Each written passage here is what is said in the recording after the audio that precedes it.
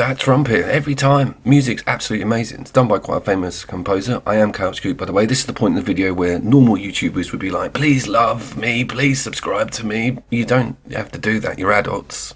I'll do it at the end of the video. Besides, I've got to, do some content that's worth subscribing to. This is Gravity Rush 2 on the PlayStation 5. The game came out in 2017 and it was very much a PlayStation 4 Pro centric release featuring 2K graphics, paid 30 frames per second. We still have them, unfortunately. 18GB update.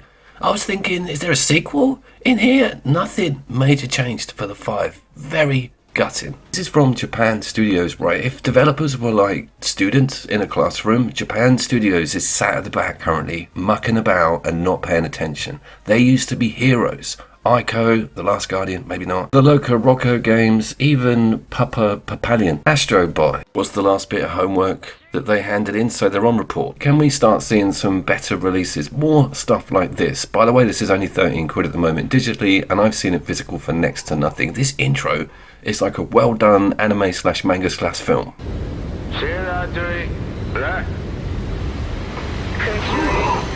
Why have I picked this to talk about? Well, it's going to get lost and forgotten, I think, in the droves of sort of PS4 games. I want to pull it out, put it on the PlayStation 5 and just remind everybody that it was really something else on release. So was the original. It was on the Vita, actually, Gravity Rush 1. I was thinking of like a shock grabby title or something to put in the thumbnail of this video, and it's probably got better or more pedestrians in the city than Night City has in Cyberpunk 2077. And I personally enjoy the control scheme more than Spider-Man 2.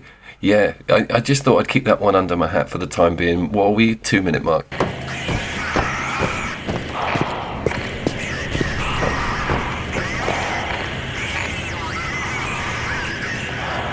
If you hadn't played the original and knew nothing about this sequel, you'd think this intro was some sort of Aliens clone. You're on like some strange planet, you're kicking the shit out of giant green eggs, and there's like monsters everywhere, people have got like exosuits on. It's very different to the aesthetic that it actually gives you in the main game.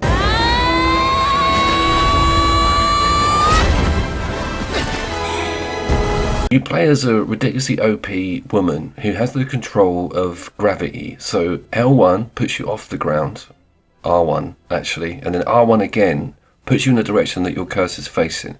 So it's a little bit like Solar Ash in that respect, and you will flying around in a singular line until you stop and change it. It's not like a free roaming flight system. So you sort of do flybys on enemies and sort of catch them with the cursor when you're at optimum range. By the way, it's just got weird stuff in it. Like this whole organic opening tutorial level is never seen again in the game. And those like pink arms, they've got like skeletal veins in them.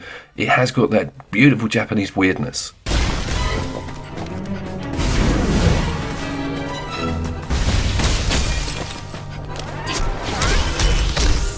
Now, talking of weirdness, there's no real lock-on for your close quarters combat, and those 30 frames, that's what's got my goat. Is I'd love to see this at a peg 60, but you can do a chained up combo. It's one of those where you've got more than enough.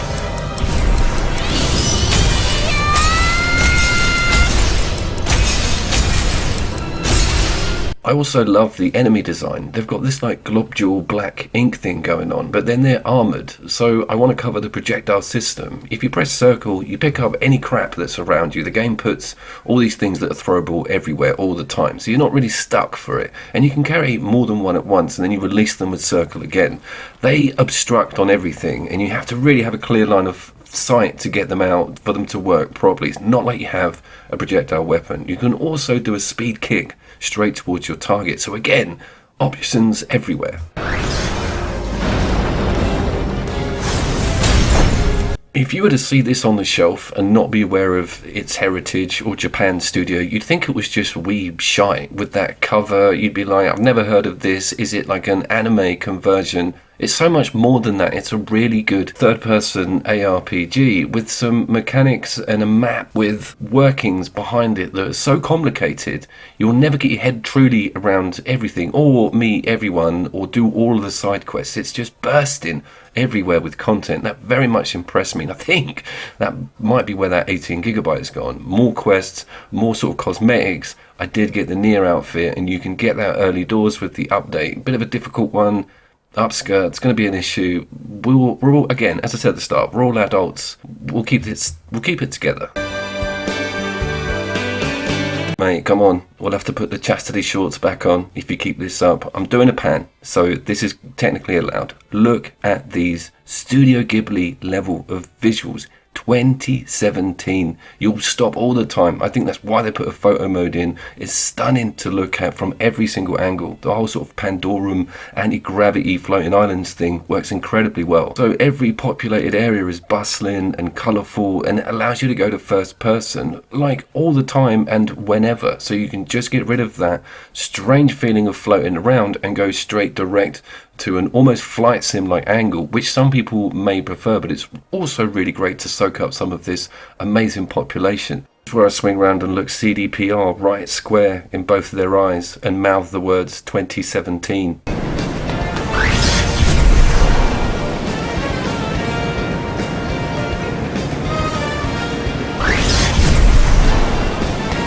I think partly the reason this map is so interesting to look at is that it can be played from any angle. Underneath these cities, there's avenues and secrets, and you've really got to be collecting a lot of the energy that's used to stay airborne. Now let's look at some of this actual human combat with people in a confined area.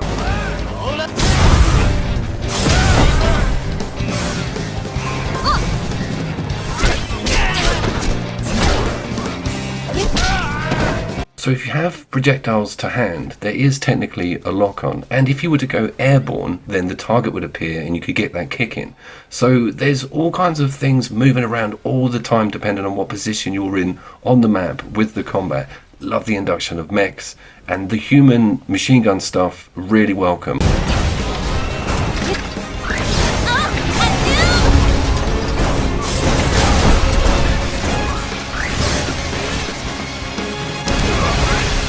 I wanted to talk about its almost old school Devil May Cry like UI and upgrade system. You're getting the orbs, you're bumping stuff into trees, and badass looking new moves that completely change the combat system. Always a motivation to get those orbs, see what else you're going to open up within that skill tree. Same goes for the map, with an almost Assassin's Creed like level of jobs to do, different districts. There's also an optional mining expedition where you go down and take care of like a sub boss inside loads of different environments. 100% in this game is a big deal. That's the polite way of me saying fuck that. It was only on my second playthrough that I noticed that you unlock objects to drop in to your photo mode when you want to take a picture. And she also has emojis, she can clap, that sort of stuff. But the object is still there when you come out of the photo mode. This really blew my mind. You're adding furniture permanently to the game through the photo mode that then exists forever. I'm baffled and at the same time amazed.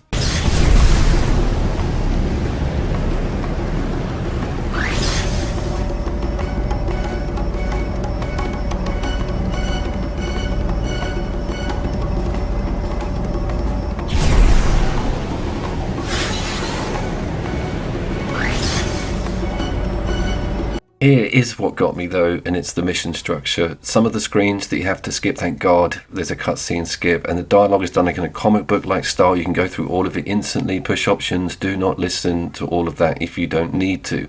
But also the detection physics, there's no vision cone, there's no mini-map, some of it involves stealth. You'll be completely lost to where the detection's coming from, and it can get quite frustrating. Also, finding the secrets and using this gravity mode isn't the most intuitive system. You have to click in R3 to just straighten everything out, sort the horizon out sometimes, because you quite literally don't know which way is up. But that's part of the fun of the game for me, and nothing else really comes anywhere near this on a platform 3D level with the mechanics that it was trying to introduce way back then, and I thought we'd see a lot more of this sort of thing.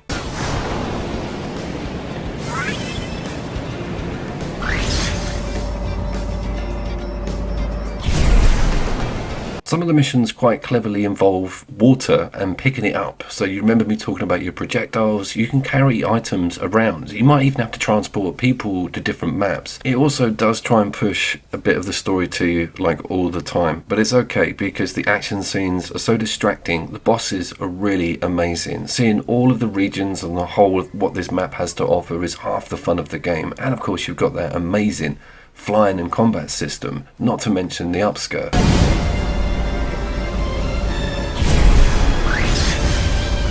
If you see this physical and own a PlayStation 5, definitely pick it up. The backwards compatibility is non-existent, but it's just worth having on your roster. And it's from, Japan studios. I think a lot of their older material is going to be held up very dearly.